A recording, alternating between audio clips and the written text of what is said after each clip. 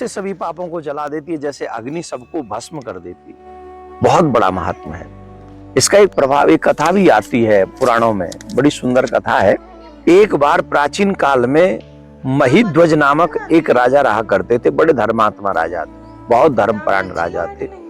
उन्हीं का एक छोटा भाई था, उसका नाम था वज्रध्वज, और बड़ा ही क्रूर था, बहुत दुष्ट था। होते ना कई बार, कई लोगों का स्वभाव धार्मिक होता है, कईयों का धार्मिक होता है। तो वो बड़ा क्रूर था, धार्मिक था, दुष्ट प्रवृत्ति का था।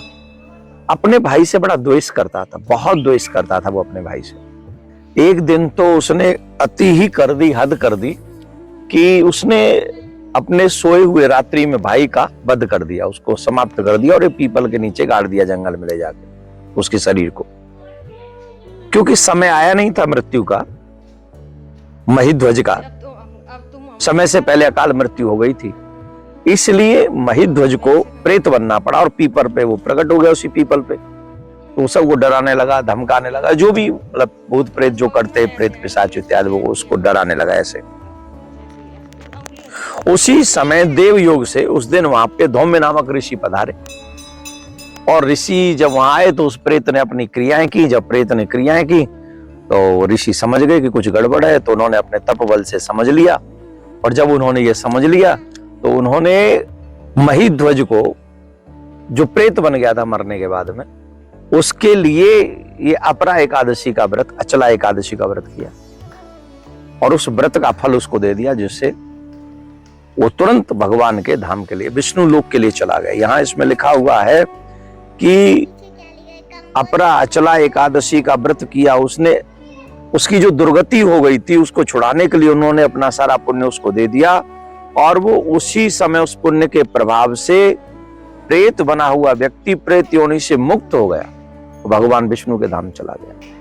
तो आप ये समझिए, इस एकादशी का बहुत बड़ा महत्व, बहुत बड़ा फल है। तो आप लोग संयम से, नियम क्या करें, काफी लोग जो है व्रत करते भी हैं लेकिन नियमों का पालन नहीं करते। हमारी जो एकादशी है 16 मई को, तो हम जो व्रत करेंगे वो 16 मई को करेंगे।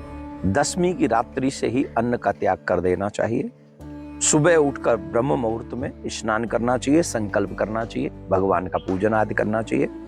मैं व्रत कर रहा हूं ऐसा संकल्प करें और फिर भगवान का पूजन करें, उनकी सेवा इत्यादि में रहें। ज्यादा से ज्यादा नाम संकीर्तन आदि भजन इत्यादि करें, दान पुण्य इत्यादि करें। झूठ बिल्कुल भी ना बोले, क्रोध बिल्कुल भी ना करें, ब्रह्मचर्य का पालन करें। ये नियम है व्रत के। समस्या क्या होती है, हम व्रत के नियमों का पालन नहीं करते। मन माने भूखे रहने से, अन्न छोड़ने से व्रत नहीं होता। वासना छोड़ना ही सबसे बड़ा व्रत है, क्रोध त्यागना ही सबसे बड़ा व्रत है। तो एकादशी के व्रत में क्रोध न करें, ब्रह्मचर्य का पालन करें, किसी का बुरा न करें, ज्यादा ज्यादा भजन करें। रात्रि में जागरण भी करना चाहिए एकादशी के व्रत में। और फिर सुबह द्वादशी में पारायण करके, या पारायण का जब समय हो वो पारायण करके, भगवान, या हो सके तो अतिथि को भोजन करा के भोजन करें। वो संभव न हो तो भगवान को प्रसाद पधरा के फिर प्रसाद ग्रहण करें। भगवान के प्रसाद से ही अपना व्रत खोलना चाहिए। राधे राधे। से सभी पाप